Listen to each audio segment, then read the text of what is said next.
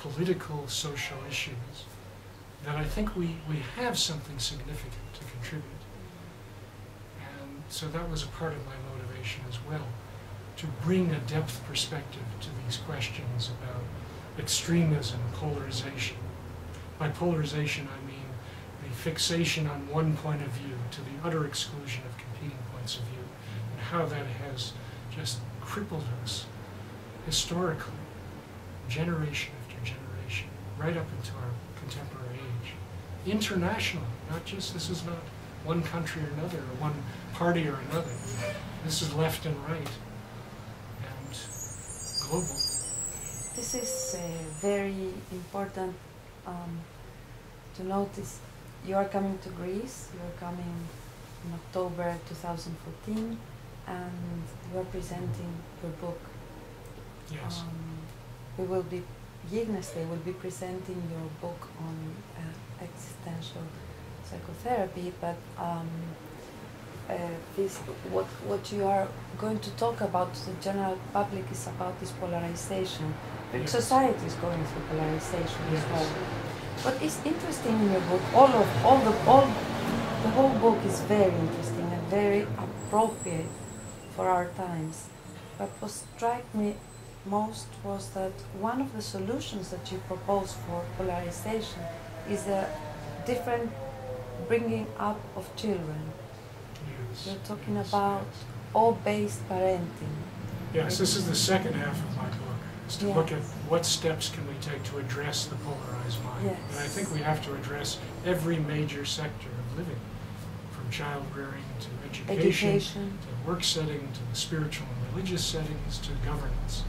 And so, yes, the child rearing is where it begins. And I don't pretend to be some guru of, raising children. I have done a fair amount of work myself in raising a child, helping to raise a child. But I've also, so much of this comes out of what I've observed, what I've experienced myself as a child, as an adult. And it seems to me that we need to first of all, we need to help children to develop this incredible quality of being more present to themselves and to others. And this to me is the core. This is the core of the development of the sense of awe, core of the development of self-actualization, and the core of the capacity for people to get along with one another, and not just get along, but to evolve and grow and become enriched from the diversity of people we're exposed to and challenges in living. And so I think we have a major problem in this contemporary Western world of preoccupation with technology and almost seeing technology as a model for living our lives, a machine model for living. And you see this throughout almost every major level of at least our society. The emphasis on efficiency, the emphasis on technique, optimization, well, speed, instant results, appearance and packaging, the quick fix model for living. And this is a direct, in my view, reflection of the computerization model that we've been developing for the last several centuries. Now, having said that, I certainly don't want to condemn so much that we get from this machinery and these quick results that we get. I think they can be tremendously informative and very helpful socially at times too. And we've seen this machinery be helpful in certain revolutionary situations. We are doing this interview Through machinery. Through machinery, that's right. So we're communicating much more widely to the world through this. A lot of valuable aspects. But my concern is an over-reliance on them. Almost making them the agentic aspect of the person. It brings up the whole question of human agency. And how does one develop a sense of one's own powers, one's own capacities, strengths, to create, to imagine, to risk deeper, fuller relationships with others, to risk intimacy, both with oneself and others, if one does not spend a lot of time with oneself, with others, in an unmediated way, face to face, flesh to flesh, person to person. So this is the kind of thing that I'm talking about in that section on child rearing, is to try to help expose the child to the mud of the earth. You know, this is Zorba-like too, I think. You know, to feel the raw sensations of running on the land, of playing in the waves. I mean, feeling. I've taken my son since he was 6 years old to the ocean, meeting our friend and having wonderful times, you know, body surfing, freezing water, the whole thing. The coast of San Francisco. It's awesome. It's awe-inspiring.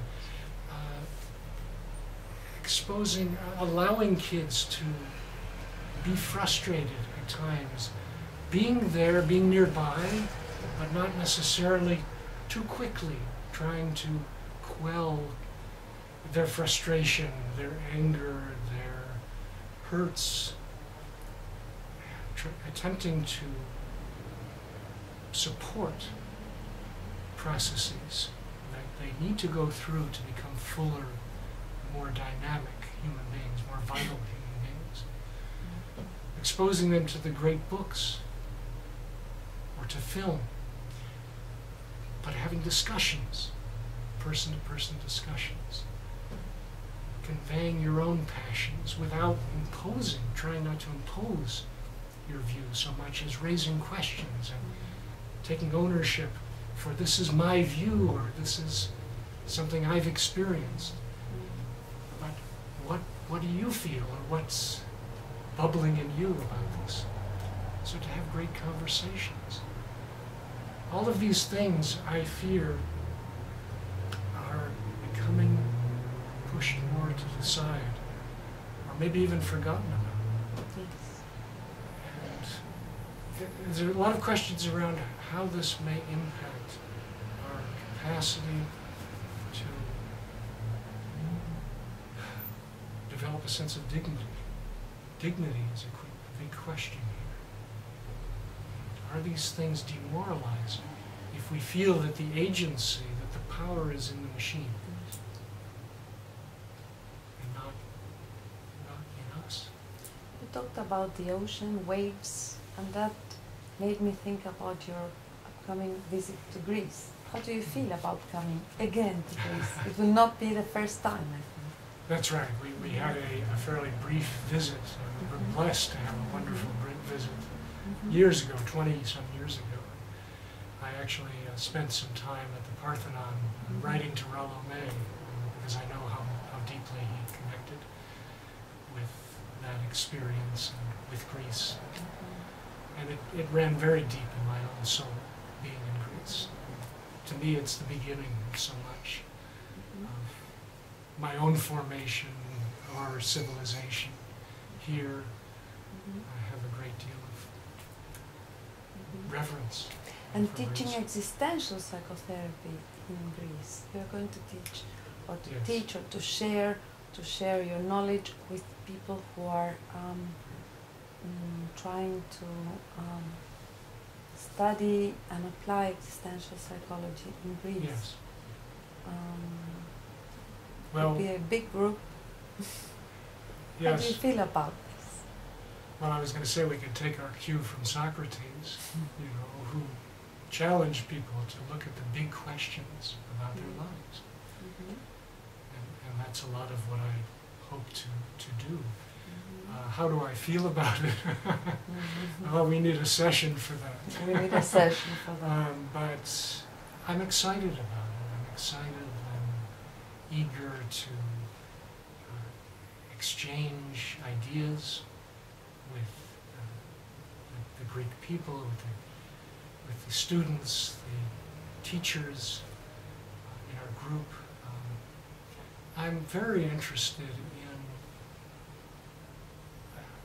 attempting to understand more about the essential Greek teachings, philosophies. I mean, I have some overview from my own philosophical backgrounds, but to get the living perspective would be wonderful. And again, my connection with Kazantzakis, I feel like that will deepen this experience. I'll be curious about oysters as well. This is a common ground that we can share with people from Gignesde, with Istros and your all-based studies. And yes, and there is many things. That many we can things. share. I don't want to leave out the whole East as well, because I feel like we are connecting more with the East. There's more and more bridge building within existential psychology. With the East, and the East informs so much of our view as well. So all of these wonderful juices that can be form mixed. a blend. Yes. One last question, two last questions. What does provoke awe in you? Yes, that's a key question. Well, I certainly feel having a child, connection with my wife and son, and that initial experience of birth is a very core part of that. There are many, many important manifestations of awe, but for me they all come back to this primal connection with being, with existence. I feel like anything that invokes a sense of awe has echoes to that basic connection with the universe, the cosmos. And that's why it's so inexhaustible, and that's why it's so remarkable and moving in its deepest ways, in its deepest manifestation. I've always loved this line by Paul Tillich, his admonition to accept acceptance, accept acceptance. I feel like that's at the root. Beyond all of our human judgments, prejudices, our little identifications with this or that, is this realization that we come from something much, much greater that informs the human. So the human is very much a part of that, but we're part of something much vaster that has accepted us all simply by giving us life, giving us existence. You said accept acceptance, which has an energetic part, an active part. You are accepting your acceptance. Yes. It's not that you are just doing nothing with your acceptance. You are not resignated. You are accepting your acceptance. Yes, It makes yes. you agentic. Yes, that's true. That's true. It's and being there. I'm accepting my acceptance. That's right. I mean, it's about participation You're doing in this something about it. process. Yes. That's how we can become more alive. And last question, if you went back to the beginning, very Nietzsche thing, would you do the same, professionally wise? Would you make the same choices?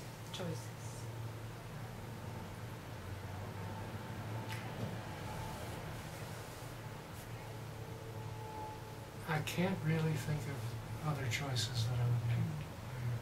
The whole Nietzsche idea, I've thought about that, and I feel like I've done just what I would continue doing. I certainly might, modify it here or there, Details. whatever, but essentially this is my love. I also love theology a lot, but I see it as very much of a piece with this field. So theology will be a topic that we will touch in another interview. Unless you want to say something about this. We can reserve that. You can reserve that for another interview. Yes. Maybe in Greece, next October. Maybe. I mean, I guess what I could say very briefly is that psychology naturally leads to theology. I do believe it. In which ways? We'll reserve for that. The fundamental way is because the deeper you go into experiencing life, in my view, the harder it is to get around the absolutely incredible